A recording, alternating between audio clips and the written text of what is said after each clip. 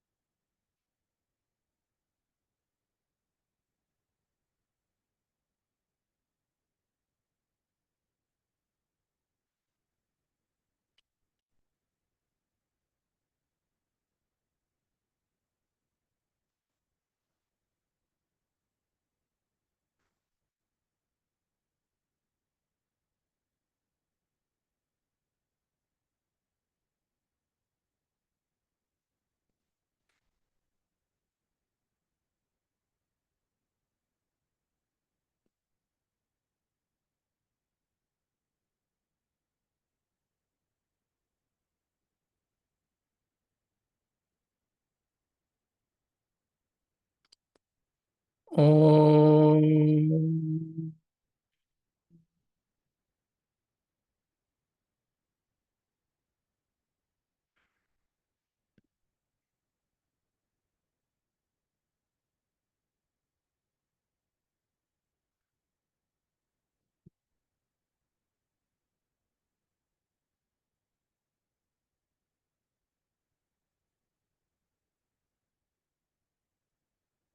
Any questions from last week?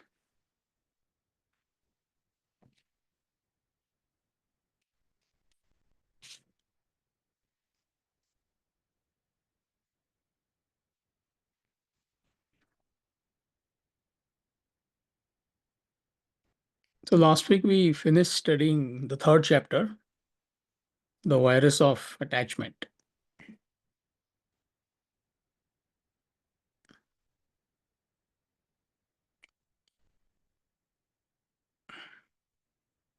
So all clear? How attachment arises, the difference between love and attachment is an important concept. Then there was in-depth analysis, how attachment is calamitous at relationship level, wealth, religion. And then the last three topics, they talk about the solution. So antivirus is nothing but building powerful intellect. And the last topic talked about how you build your intellect. So what you need, everybody needs is a structured study program. So that's what we are doing here. Haphazard efforts won't get you anywhere.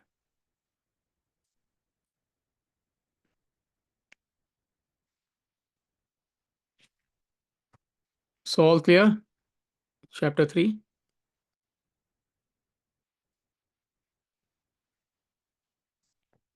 Now, chapter 4 is called attachment versus detachment. So far we discussed attachment. Then opposite of attachment is obviously you need to be detached. But then what does it mean to be detached? See, it's not easy. Especially those who are attached, they do not understand detachment. And those who are also relatively free from attachment, they also misunderstand the concept of detachment. So it is important for you to understand what actually detachment means. It is misconstrued as indifference or heedlessness. So therefore, in-depth understanding to begin with and analysis is required. See, because we have been saying so far, especially the last three topics, chapter 3, that you need to build your intellect so that you can monitor your mind in everyday life. It's the mind which gets attached to whatever it contacts. So that's the root cause. But how to actually do it?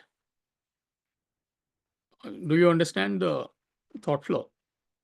So far, we have been saying that you need to build intellect.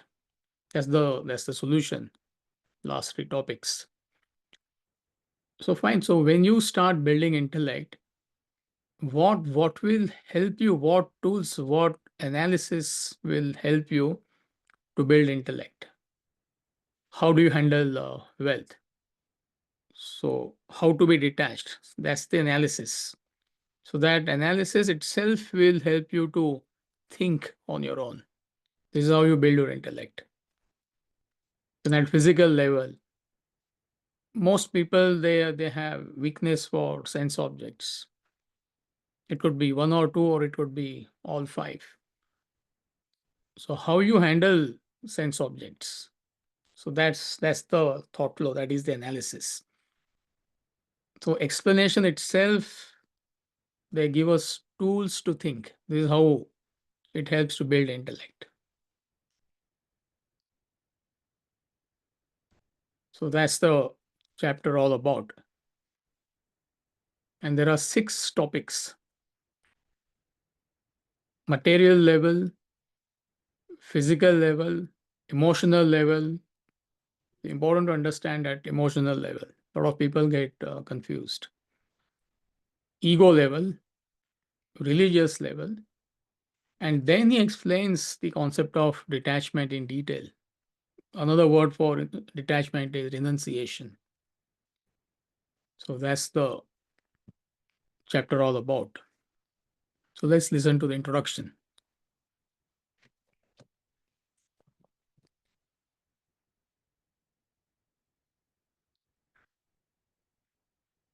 Chapter 4: Attachment versus Detachment.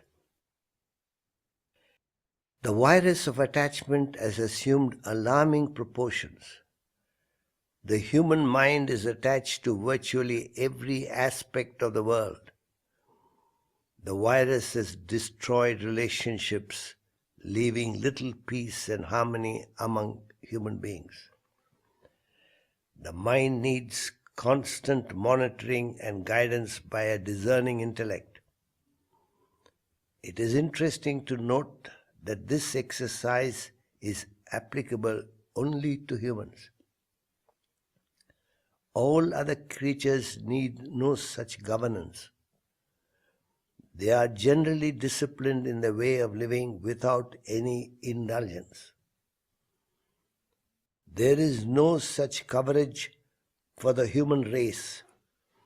Instead, human beings are endowed with a phenomenal equipment, the intellect, to take good care of their lives. But the problem facing humanity is that there is no attempt or effort to develop and use it. As a result, the intellect remains weak, ineffectual, and people are lost in emotional involvement and attachment. They suffer the consequence therefrom. The mind is like a child. It cannot fend for itself. The intellect plays the part of an adult, designed to monitor, control, direct the mind's indulgences in the world at large. This is not applicable with reference to animals. The animal makes no such overtures and it needs no monitoring. It is therefore of prime importance for humans to build their intellect to guide the impulsive, impetuous mind. The following analysis should serve as useful guidelines to avoid the mind's attachment and involvement with the external world. So that's the analysis. And he is highlighting main aspects of life. But the bottom line remains, once you build intellect, you get clarity. And once you have clarity, you can apply that in areas of your attachment. If you feel you're getting stuck somewhere, so you use your own intellect and try to find out what's happening and why am I attached? What will be the consequences of that attachment? But he is analyzing 4 or 5 areas which are quite pronounced in everybody's life. So he starts with attachment at material level. So how to be detached is important analysis. And there are some sentences, you should highlight them. I will point out as we go along. So can you read the first paragraph, please, Raji?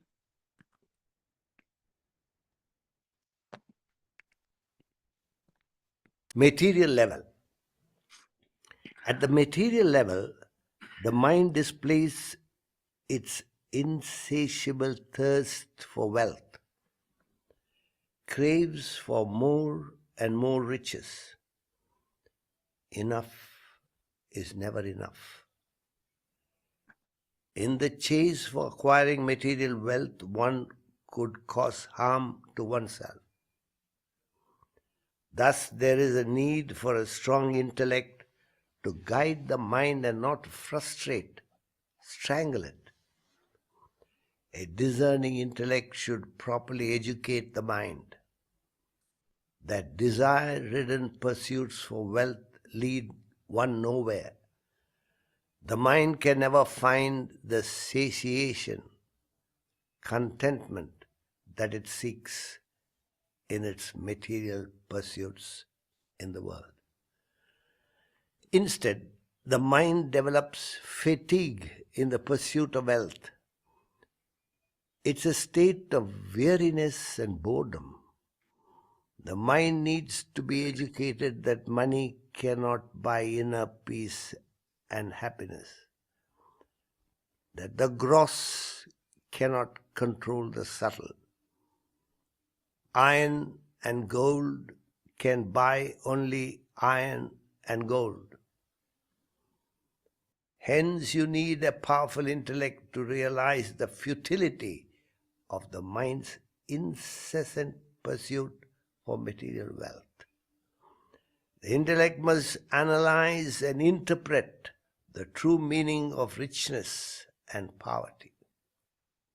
So underline these 2 sentences. Desire-ridden pursuits for wealth lead one nowhere.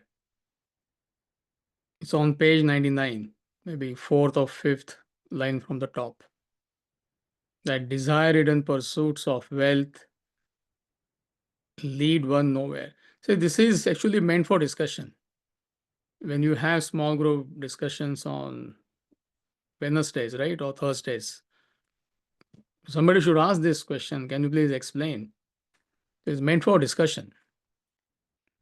And then the second sentence, like you go 4 or 5 sentences below, the mind needs to be educated that money cannot buy inner peace and happiness. So highlight these 2 sentences and start thinking. I mean, of course, I'm going to give you some like inputs, but basically, you need to educate yourself. So, what is he saying in this paragraph? See, to begin with, we have already seen this in the past that you cannot survive without wealth. You need wealth for your sustenance. Somebody says there is nothing in wealth, so that person doesn't know what is he talking. And there are people who say wealth is everything. There are 2 extremes. So, what is that education? This is how you should analyze. This is where intellect helps. That without wealth, can I survive? Can I sustain myself? I'm asking to the group.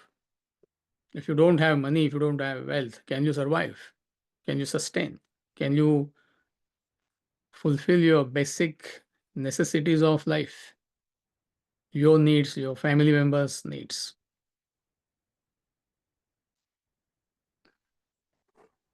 No. Mm-hmm. Or maybe you can, but you just become someone else's burden at that point because you can't sustain it yourself. You're talking like an Indian now. You went to India, spent some time. Why? American answer, straightforward. No, I cannot.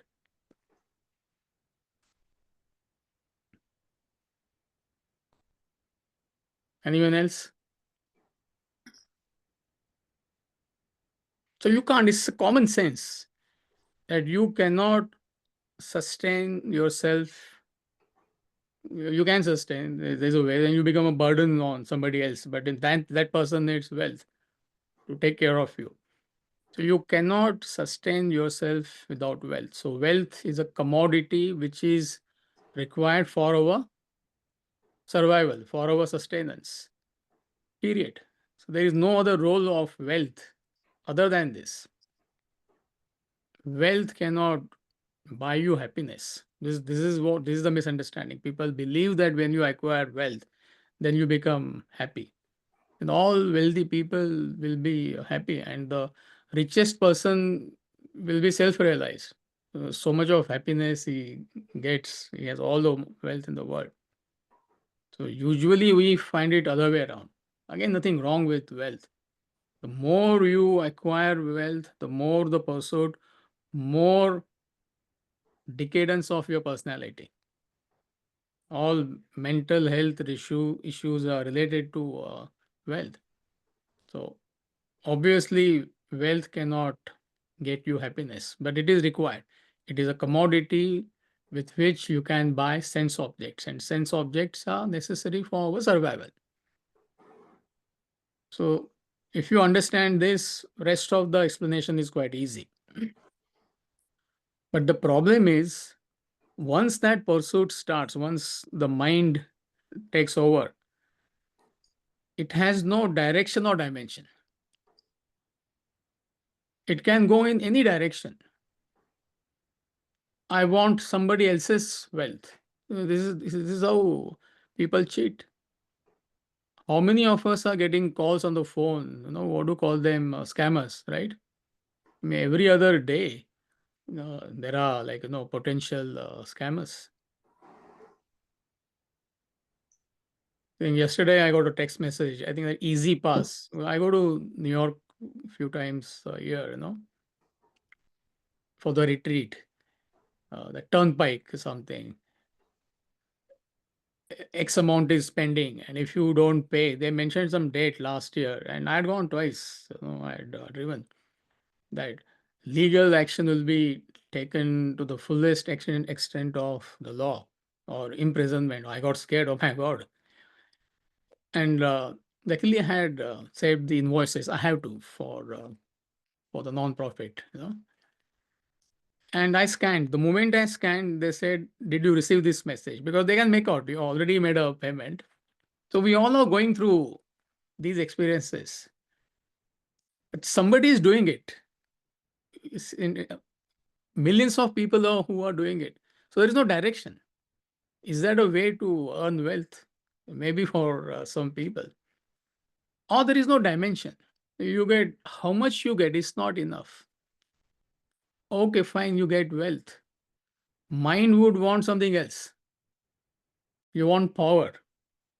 Okay, you get power, then I want name, fame, recognition, reputation. So that's what it means. Mind has no direction or dimension. Number one. Number two, no quantum of wealth is enough. Can anybody tell here what is the quantum? Once you acquire that quantum, you can say, okay, it is enough. If it were so, life will be very easy, isn't it? So, is there a quantum of wealth? which I can say, okay, once I acquire that quantum, it is enough. Is there such a thing? That a particular quantum of wealth is enough. I acquire $500,000. It is enough. I'm done with the pursuit. What does group think?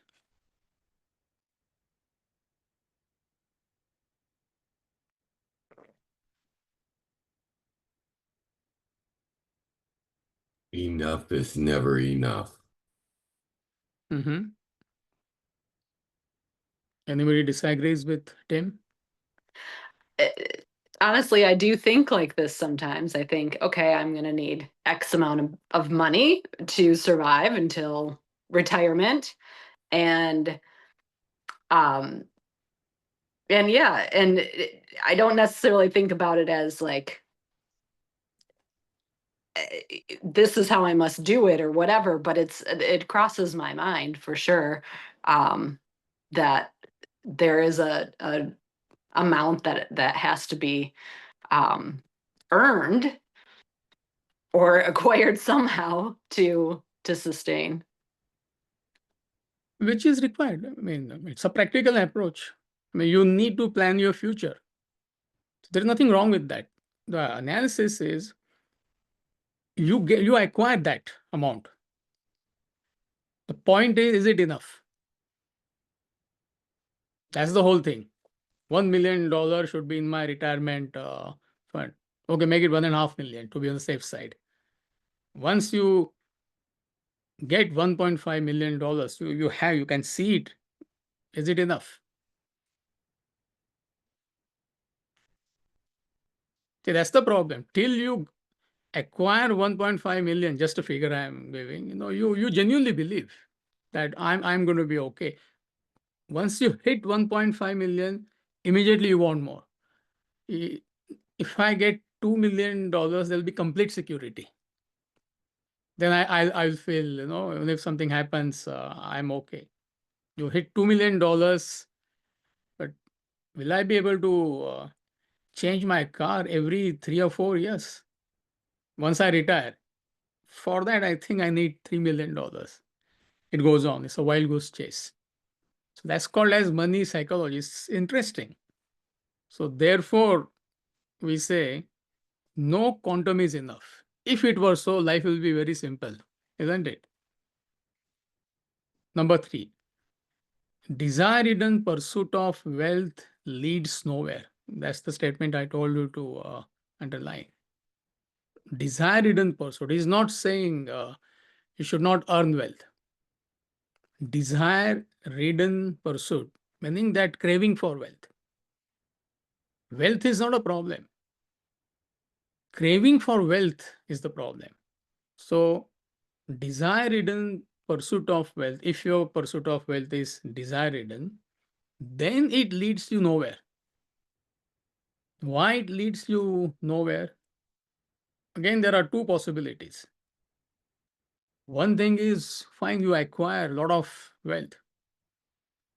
You understand that there is no happiness in wealth.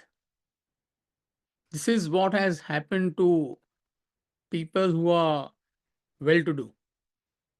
They start indulging in wealth, whatever, and it's not difficult to understand that in America. You acquire a house, you acquire a, I don't know, cottage, then you get a boat.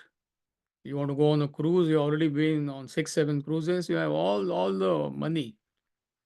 Then you understand that in spite of that, there is no happiness. In fact, there is boredom, fatigue. Money does not excite you anymore. So you reach a stalemate.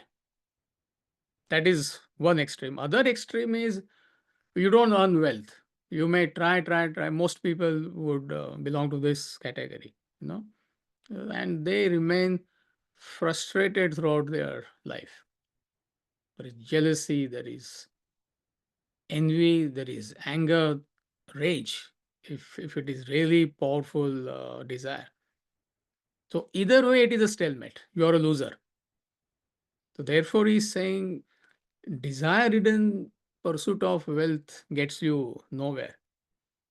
But if it is minus desire, even if you have all the wealth in the world, I mean, it doesn't make any difference to you. Fine, yes, it is there.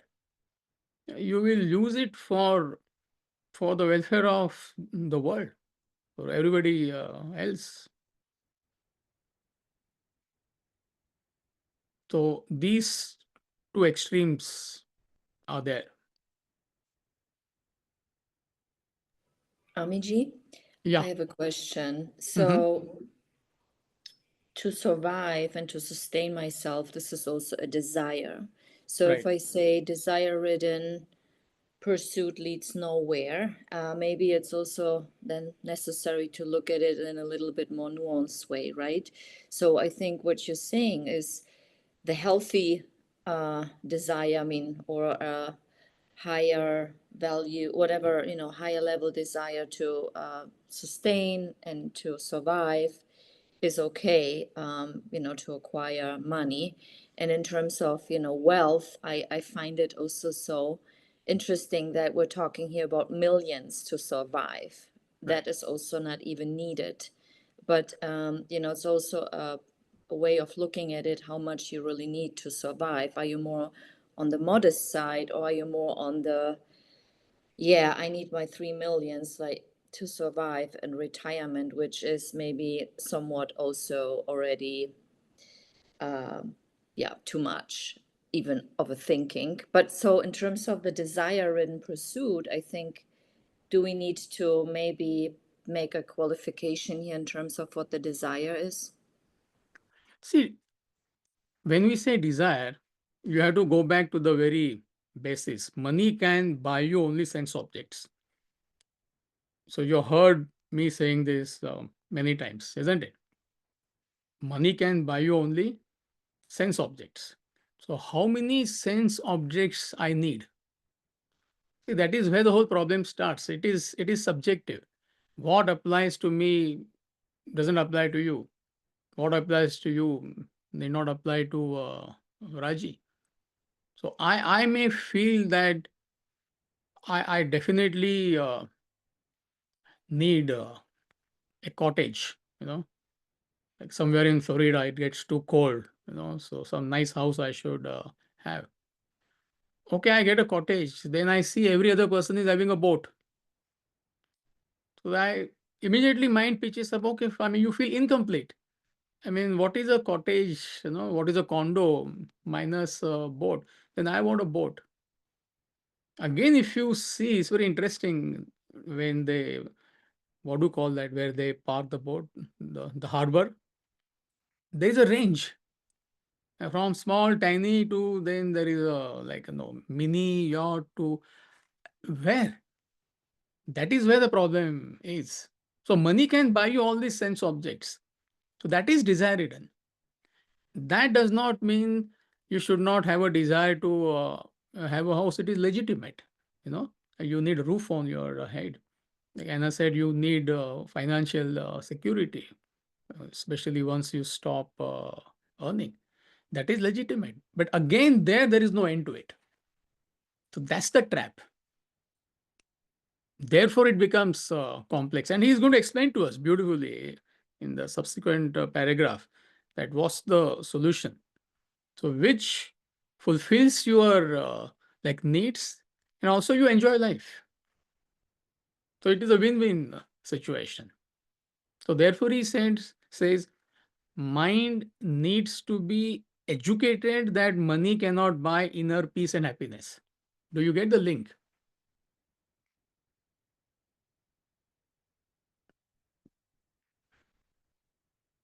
Are we okay? And then he gives beautiful solution.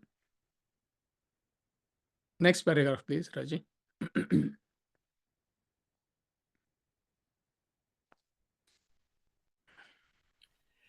Without understanding the meaning and purpose of wealth, people rush to merely increase the quantum of their wealth. Few realize that richness cannot be defined by the quantum of wealth one possesses. Richness poverty is determined by the ratio between one's desire and wealth.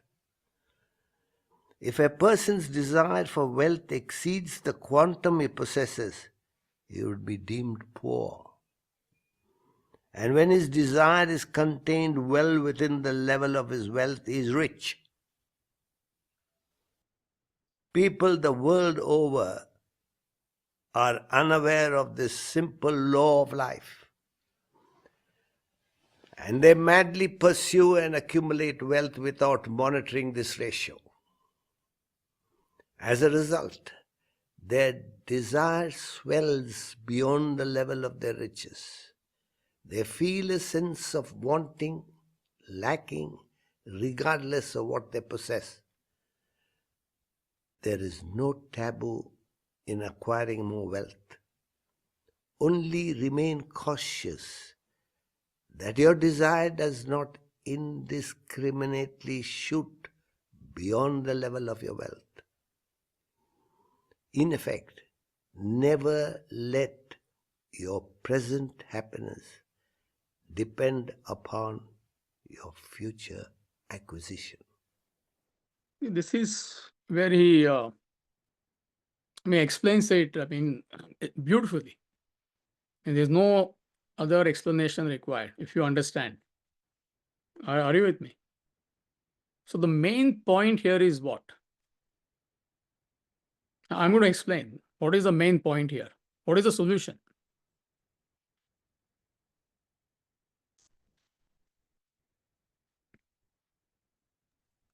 Never let your desires outweigh the income that you have Mm-hmm.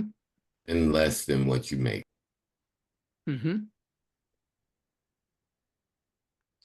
And kind of like do your role to do your role and not necessarily for the reason of wanting to acquire more. Mm-hmm. Live within your means. Don't go beyond your means. Perfect. All these are correct answers. So you see, that's what he's asking. Who is rich? Who is poor? So who is rich according to the masses? Just because somebody has X amount of wealth, according to them, they see person living in a 10,000 square feet house. He has got all the swanky cars and takes expensive vacations and whatnot. So the masses, ignorant people believe that that person is rich. So he's saying richness or poverty has got nothing to do with quantum of your wealth. It is a feeling. What is that feeling? It is the ratio of your desires to your income. So if your desires are managed within your income, that's what Megadale was telling us. You have to live within your means. So if your desires are within your income, you are rich. If your desires go beyond your income, you are poor. Nothing to do with quantum. Family earns $100,000 per year and they manage all their expenses. Let's say their expenses are $80,000. So as far as that family is concerned, they are rich because $20,000 is a surplus for them. So they feel rich. Another family is earning 100 and their income is also $100,000, but their desires are at a level of $150,000 or $180,000 per year. So that family feels poor. Both families are earning same money, but one family feels quite content. They're happy, they're enjoying life. Other family feels miserable, they feel poor. But they can't buy whatever they want to buy within $100,000. So this is what is happening to people. When you want to earn money, he's saying there's nothing wrong with that. So your income was $40,000. when you are young, or $50,000, it becomes $100,000 within 5 years, 7 years. But what happens is your desires also increase at the same time. This is quite interesting, isn't it? Fine, from 100,000 becomes $150,000. It's not that your desires are going to be content. You pitch up a lifestyle which is again far beyond your income. So even if you get $5 million per year, it is not enough. This is what is happening throughout the world. And those who are doing e-learning, Swamiji gives amazing examples. He talks of about that German businessman. There was an article actually in the paper long time back in UK. 10 years back, 15 years back, whenever, he was complaining about the inflation in Germany. And what was his complaint? That maybe a few years back, every other year or once in 3 years, I could change my yacht, some 300 feet, 500 feet. I could change my helicopter every 3 years, 4 years. All expensive cars once in 2 years, 3 years. But now, because of inflation, I am not able to do that. Maybe only once in 5 years, 6 years, 7 years, perhaps yacht, I may not be able to upgrade. The whole world, ignorant people may think that he's rich. He's not rich, he's poor. So Swamiji says, I mean, just as a joke, he said, when I read that article, I genuinely felt like sending him a $100 donation check, But he's poor. So therefore, it is the ratio of your desires to your income. If you understand this, your life is made. And that's what we often say traditionally. You must cut your coat according to the cloth. So be content with what you have throughout your life. This should be your formula. And let your wealth grow organically, which will grow. See, if you are genuine, if you are hardworking, if you are functioning unselfishly in any field, automatically your wealth will grow eventually. So he's not saying you have to maintain that particular lifestyle which you maintained 5-10 years back. Maybe you were staying in a 2-bedroom house. You feel you have enough income, you can easily afford 3-bedroom, 4-bedroom if you feel that is requirement. I mean, what's wrong with that? But then it is within your income, you can easily buy it. But what we are doing, this is where the problem starts. You borrow money from the bank to fulfill your desires. That's the problem, isn't it? He's not saying you don't buy, you don't upgrade. As a human being, naturally you have to progress.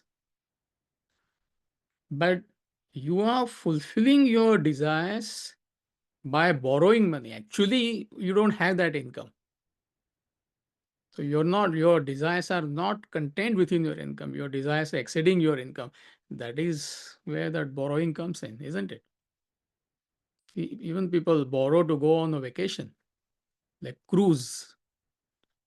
Cruise now, pay later. It came in my mail just now. I mean, I picked up the mail. I don't know, some Starlink something. I don't know, cruise. Well, tempted to apply for that. I'm not really. Something they were saying, breakup. Every month you have to pay $600, $700, and now pay some $3,000. Whole life you are paying. So that is why you carry that burden. Why you're not free? When I say you, most people, that burden is constantly there. What if I don't earn? Everything will be taken away, especially in this country. So it is the ratio of your desires to your income that makes you rich or poor. So at any given time, you should feel happy. enjoy whatever wealth you have. That's the formula is giving us. Be content with what you have. Do not pitch, do not link your present happiness to future acquisition. And this is what most people are doing throughout their life. You have X amount of money. It's not that you're on the roadside. It's not that there is no food. It's not that you're starving.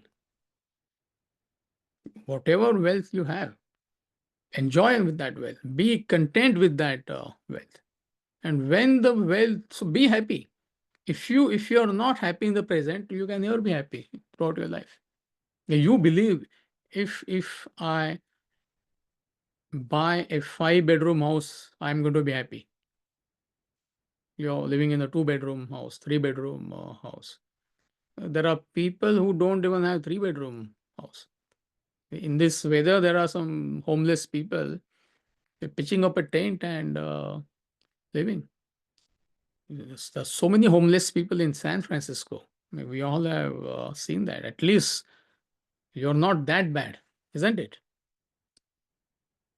And when your income goes to that level, and if you feel there is a need, he's saying there is nothing wrong in upgrading. So you enjoy your life now also, and you enjoy your life in the future also. So that is that contentment. Throughout life, you are content. And when you are content, you are calm, you are composed. Therefore, you become more productive. And when you become more productive, automatically you will earn more. If you are frustrated, how will you earn? Because you are mentally agitated, isn't it? So it is a win-win situation. So by heart this formula, I mean, not in theory, I mean really to the soul, grapple it to your soul.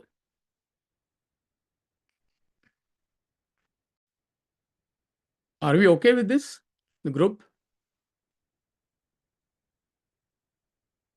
And if you don't do this, what happens? What are the consequences? That he explains in the next paragraph.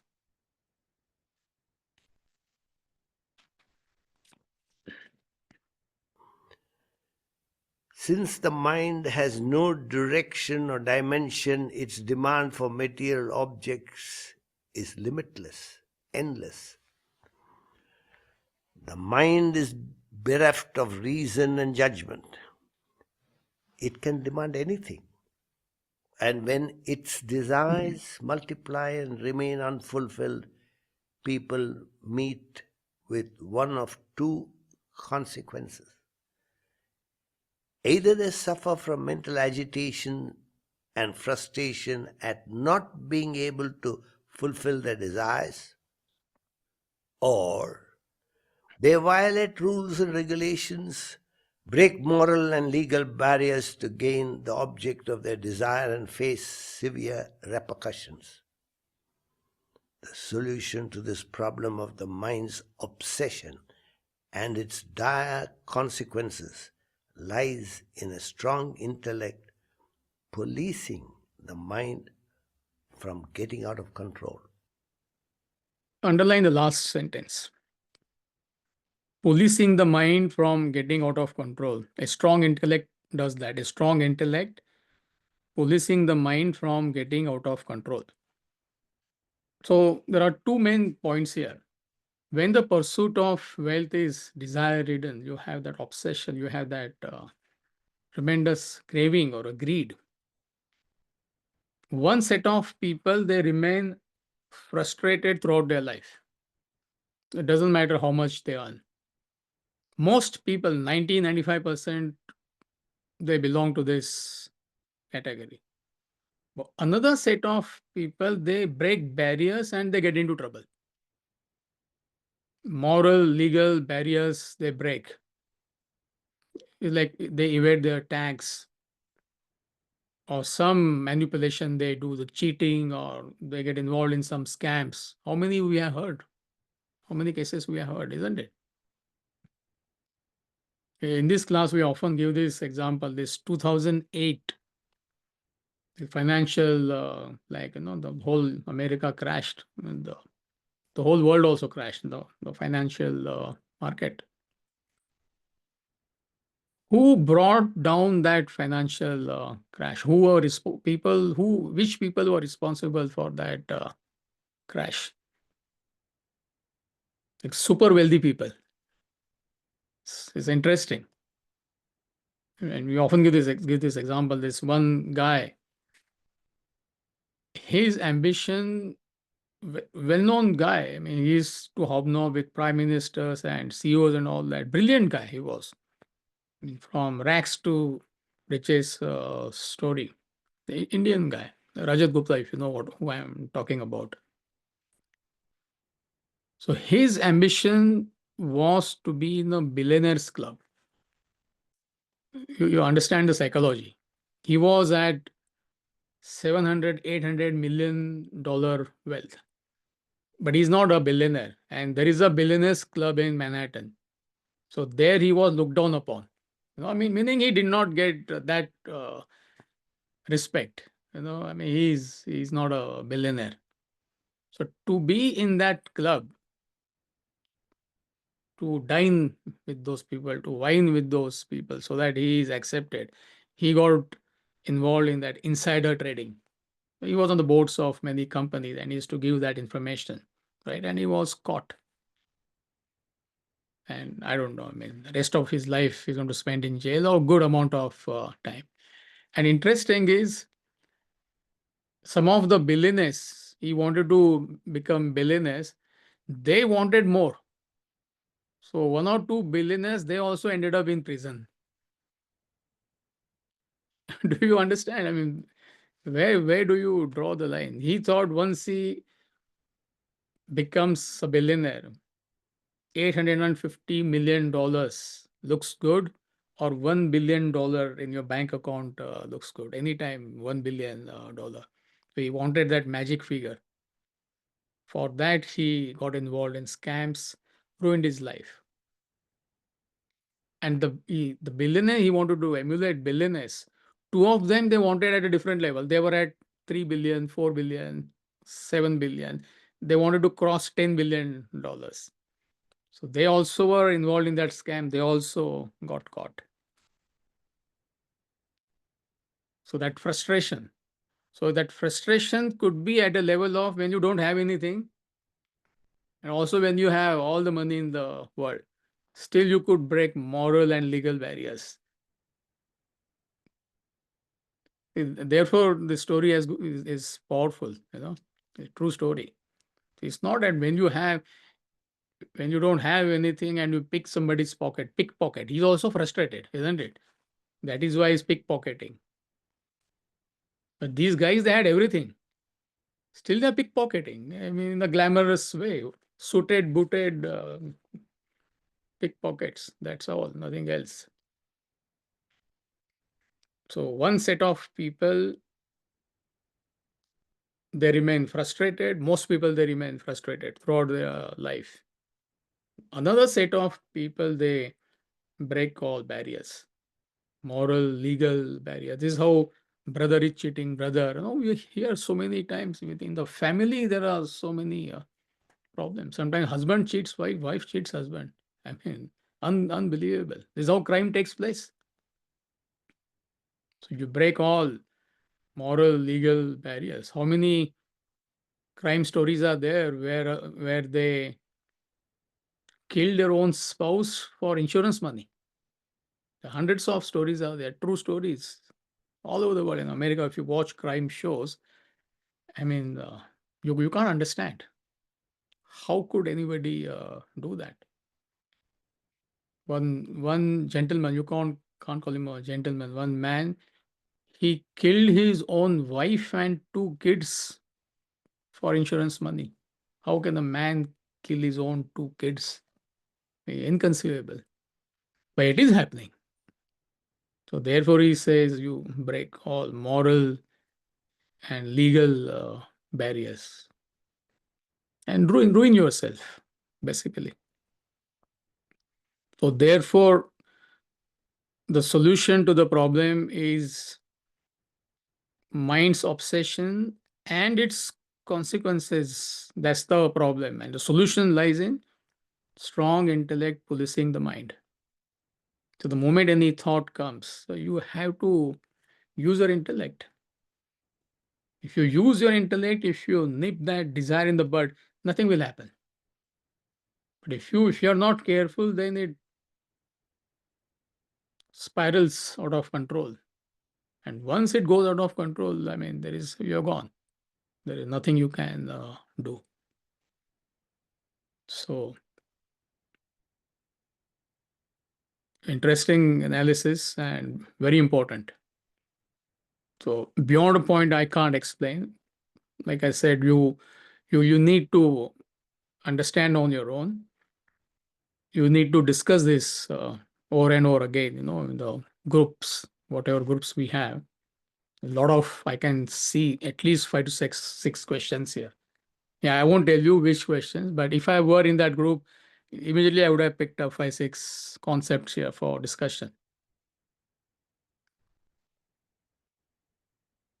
So are we okay? All clear? Good, very good. Let's move on to the next. Then the problem is again sense level. So how to be detached? By analysis, nothing else. Raji? Physical level. An ungoverned mind also develops attachment to the physical body and its senses. At the physical level, the mind is drawn by the senses and their fascination for the sense objects. The eyes are enchanted by color and form. The ears crave for sound, nose for smell, tongue for taste, and skin for touch. The mind thus follows in the wake of the senses. And when the intellect is not developed sufficiently to govern the mind contracts various addictions like eating, drinking, drugs, sex, etc. Human beings become helpless victims of one or more of these sensual indulgences. To combat this attack, you would need a powerful intellect to carefully regulate, moderate your sensual contacts. Ironically, such regulation and moderation would let you enjoy the sense objects without developing an attachment for them. Addictions only force you to hang on to them, though you derive no enjoyment therefrom.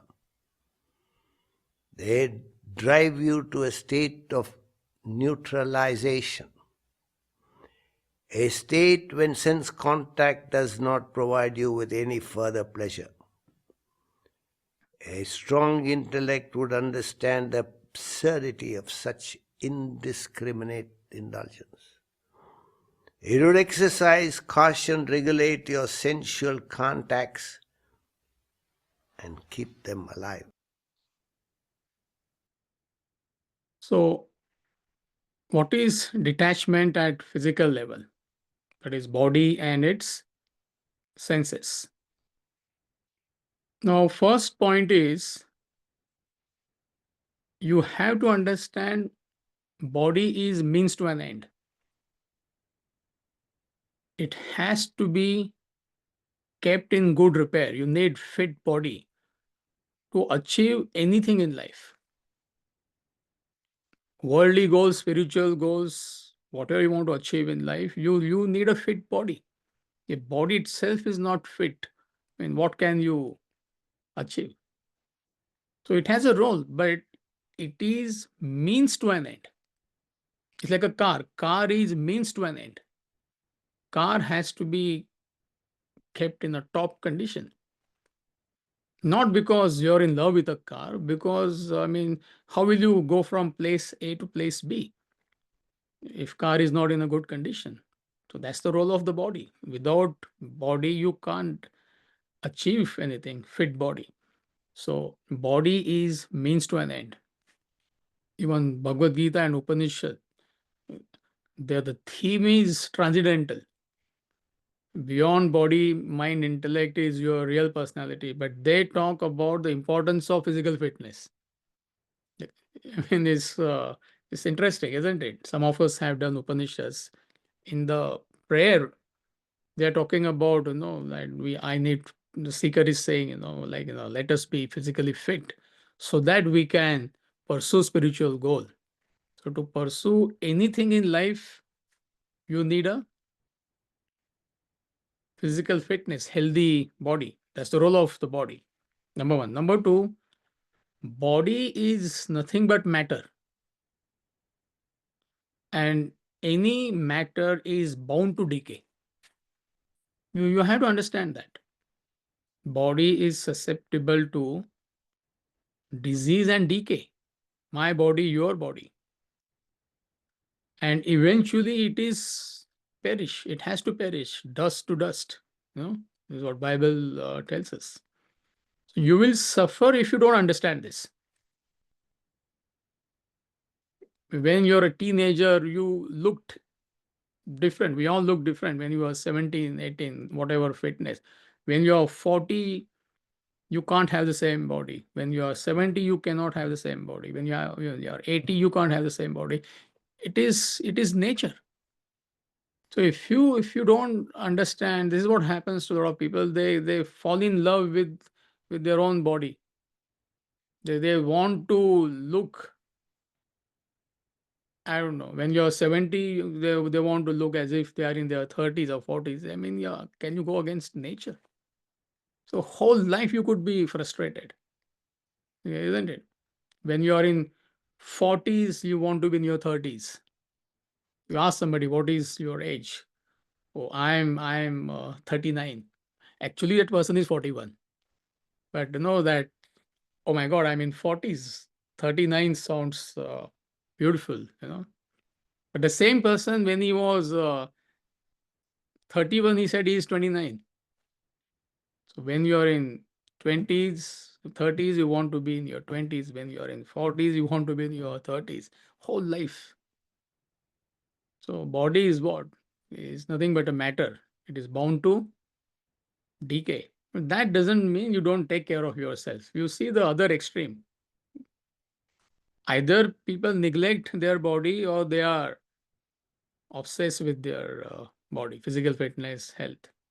So body is a matter, is bound to decay. It is susceptible to disease, and one day it is going to perish. So you have to understand this. This is where you get that detachment. Though you may do your level best to maintain fitness, doing proper exercise, eating good food, and all that, it goes without saying. As far as senses are concerned, so we have five senses. We all know that: eyes, ears, nose, tongue, and skin. And there are corresponding sense objects for these five senses: color and form for the eyes, sound for the ears, smell for the nose, taste for the tongue, touch for the skin. And there's a constant push and pull going on throughout our life. Senses push you towards the sense objects, and sense objects, they are pulling you towards them because of desires.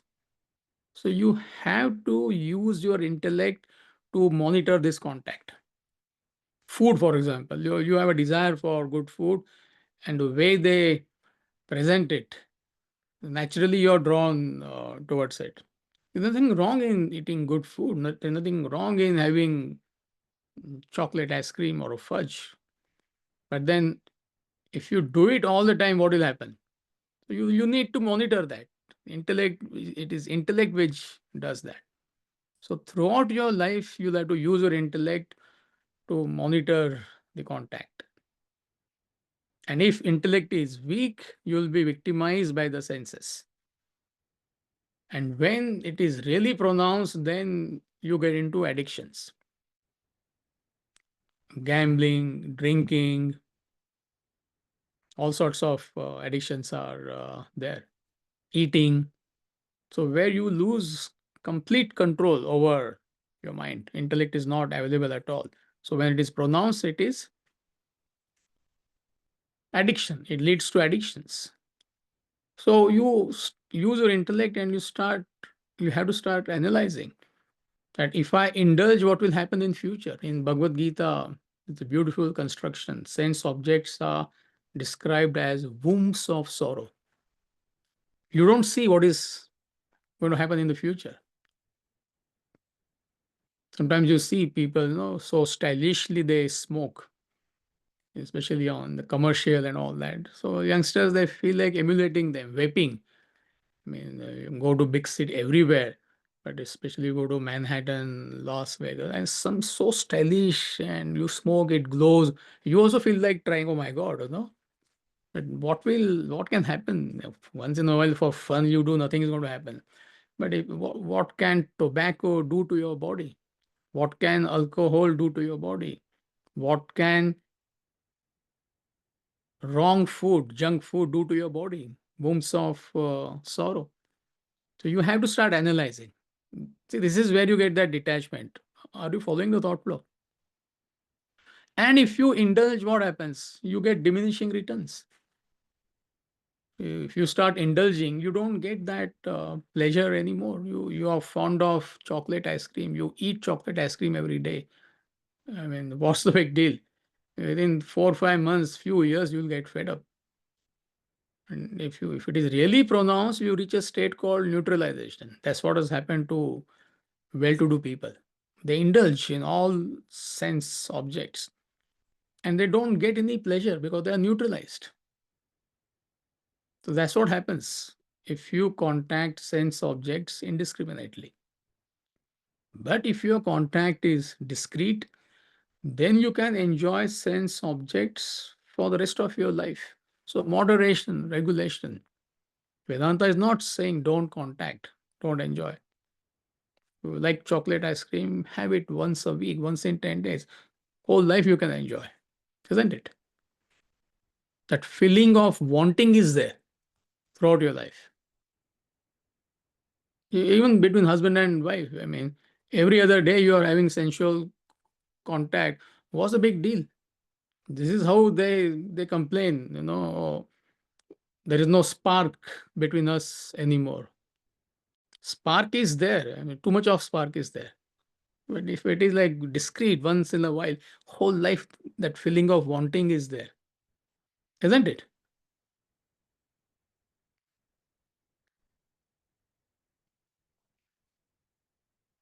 And when you are indulging, I mean, sense pursuit, it takes you away from your material as well as spiritual goals.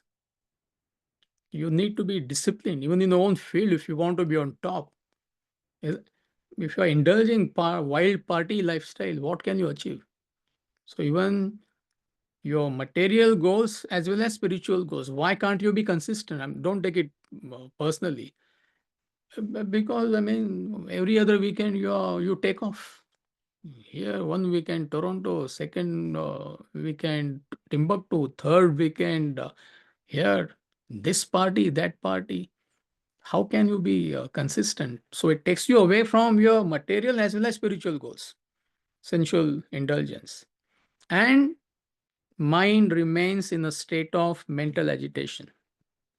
When you're indulging indiscriminately, your mind remains in a state of mental agitations and you cannot think straight. I want that house. I mean, so much you entertain that thought. Your life is so indulgent. You don't have the capacity to think whether I can afford it or not. This is the problem when you are a teenager. It is more pronounced. Parents keep on telling that boy, that girl is not good for you. The company I'm talking about. But you can't think straight. We all have gone through that. I have gone through that. My mother used to scold me when I was 17, 18. Now it makes sense. How could I be friends with those people? They had no desire to be educated or whatever. I mean, I was ambitious as far as education is concerned. But whatever my mother said did not penetrate. So you can't think straight. Similarly, you can't think straight. You can't study, reflect when you're indulgent because you need calm mind, relatively calm mind for study and reflection. So sensual indulgence, due to sensual indulgence, indiscriminate sensual indulgence, you can't think straight. Intellect is not available. You don't have clarity. And your mind is not available for study and reflection. Intellect is not available for study and reflection. And with all this, what is the price you pay? You end up adding more desires.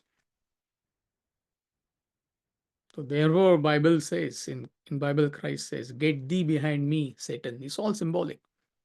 Satan symbolizes mind and its desires. So Christ tells him, you get thee behind me, ally none of thy hands. So when you feel your senses are disturbing you, you use your intellect. That is what it means. It's not that you don't contact the senses. So these are the main points. I mean, beyond a point, I can't explain. Each point is half an hour explanation. So I just threw, I don't know, some 10, 11 points at you. Now, I mean, assumption is you will think about it, maybe discuss about it. So let's conclude for today. It's already 11:07. So are we okay? Is group okay?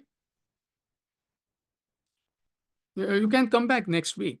I know, I mean, at least 20, 25 points we learned today. So if something is not clear, feel free to clarify next week at the beginning of the class. Okay? So have a good Sunday, all of you. Thanks, Amitji. Thank should- you. Thank you, Amit. Thank you. Bye-bye. Thank you. Bye. Thank you, Amit.